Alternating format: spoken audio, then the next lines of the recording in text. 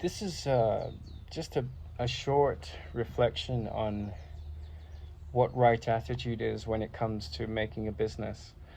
There's two levels to this. Like, if you have a business idea that's just, well, my new idea is I'm going to sell ice cream on Mars. Well, there's no market, and getting there and setting it up is just ridiculous. So, there's a common sense of, is there like a good market and a good interest and the right audience. That's the stuff that Shark Tank and all these sort of shows are about. Is there a good argument for investors, and not just investors of money, but investors of interest in your product or services? That's for the fundamental part of business, and that's not really what this video is about. It's just that has to be taken for granted, because if you try and usurp that, you come buy my ice cream. I have built the rocket. I'm taking it to Mars and ready to deploy. I'm looking forward to exploiting this new market. And then people are like, what market? And maybe in 50 years or 200 years, like Elon Musk's endeavors will mean that there will be people that want to buy your ice cream on Mars. But maybe set up an ice cream stall in your local town might be a better idea. But so having a plan that makes sense is important. But the other thing is, I've been working on a business for a few years now, and the business is very important to me as a vehicle for something I'm passionately interested in. You can't separate what the business is about and what my main interest in life is about, which is a good thing, right? Because if you're doing something just for the money, you might get bored of it. And I'm not saying that you can't make lots of money and have an interesting life, and have a fulfilling life,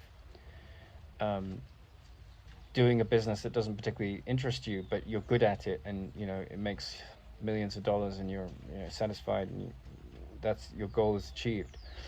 But the attitude that I wanted to bring in is that I was talking to a friend who was very spiritually aware and sort of enlightened in a way about what I was doing, and all the blocks and the challenges that I was coming up against. And I said, what do you think about this? And she just spoke from the perspective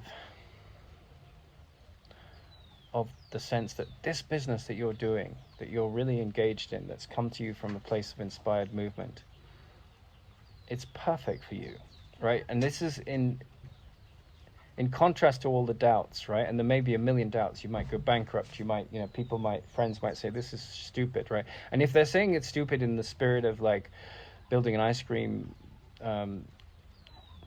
store on Mars, then yeah, listen to them by all means.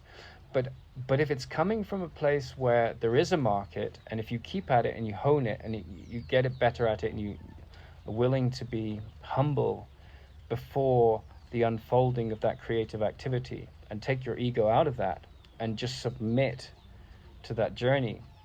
This lady, she said, well, I would come to it like a pregnant woman who wants to enjoy and not speed through every moment of her pregnancy, right? Because you're birthing something into the world, and it's such a humble piece of advice for entrepreneurs or people that, as I need to take another career path. Because it's how do you shift your attention from everything that could go wrong to the kernel of the heart wisdom that's behind what pushed you in the direction of building this thing? Because the ego can come in and make lots of problems out of all your inspiration, and it's often going it alone and creating something. It's a very frightening endeavor. And there's a certain ego element to it, because you're I'm going to do it differently. I see a flaw in the market, and that's innovative, but it also can breed arrogance, right? And you may be wrong. So there's so many levels to that decision. I need to do this thing that others aren't doing, and that I don't want a boss to tell me how to do it. And you have to assume the mantle of that responsibility that comes with that decision, But this statement, how, because all the blocks that come in the way, if you're pregnant with this beautiful child, your focus is on birthing a healthy child and raising a healthy child. It's not on on going to the doctors and say, well, there's a complication. You don't let that complication get in the way of you loving that pregnancy, right? And that child, that's the seed of your inspiration, right? So that's the key point that I wanted to say about attitude, because all the experts can come in and find flaws and faults with your process. And you might learn from that, and they may be useful criticisms. But if they can't see what you can see and you keep at it, and what you see is fully formed, and the fully formedness of it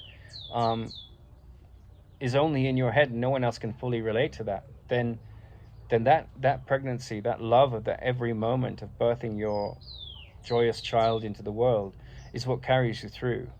It carries you through the doubts, it carries you through the haters, the naysayers, and those versions of that story in your own mind